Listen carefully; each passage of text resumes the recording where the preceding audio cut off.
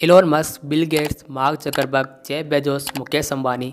दोस्तों इन सभी का नाम सुनने के बाद आपके दिमाग में सबसे पहला ख्याल क्या आता है? हम भी कहीं ना कहीं इन्हीं की तरह बनना चाहते हैं।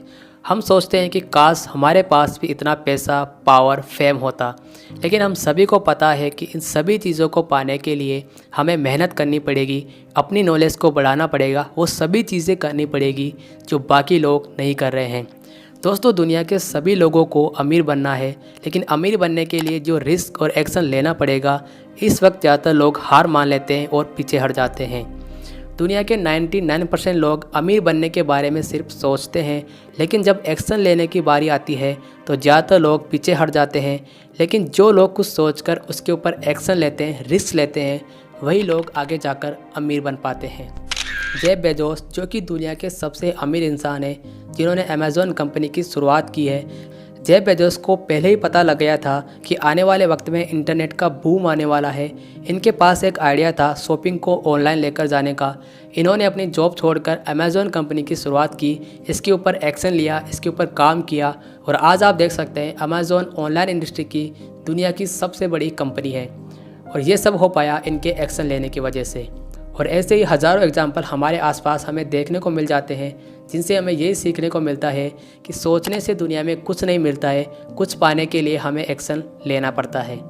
अब आप यकीन नहीं करेंगे कि एक ऐसी चीज़ है जो दुनिया के 99% लोगों को दुनिया के 1% लोगों से अलग बनाती है, और वो है उनका माइंडसेट।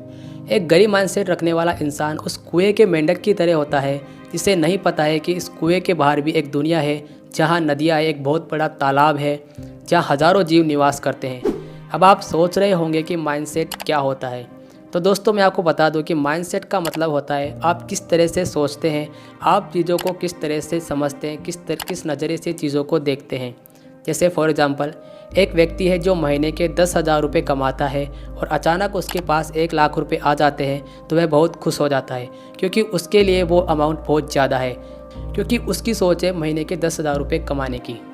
और वहीं दूसरी ओर दोस्तों, एक बिजनेसमैन है जो महीने के 10 लाख रुपए कमाता है, जिसे अगले महीने 10 लाख रुपए की जगह पर 1 लाख रुपए का प्रॉफिट होता है, तो वह बहुत दुखी हो जाता है, क्योंकि उसका माइंडसेट है महीने के 10 लाख रुपए कमाने का।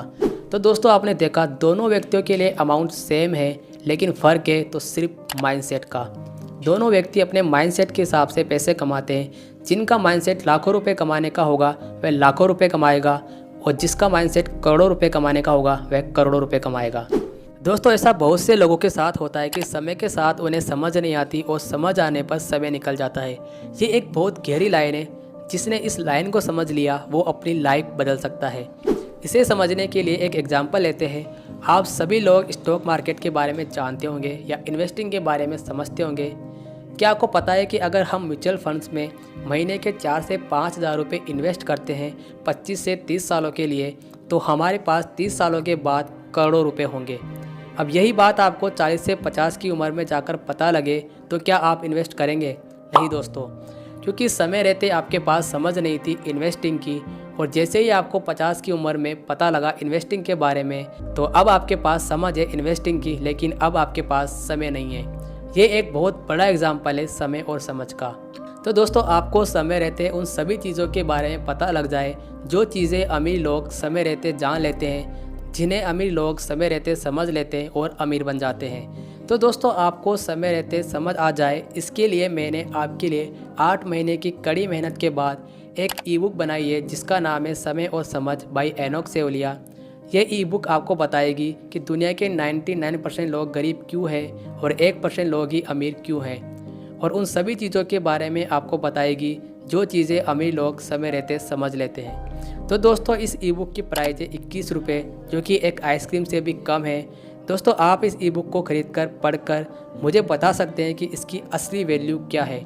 तो दोस्तों इस बुक को खरीदने का डिसीजन आपकी लाइफ का सबसे बेस्ट डिसीजन हो सकता है।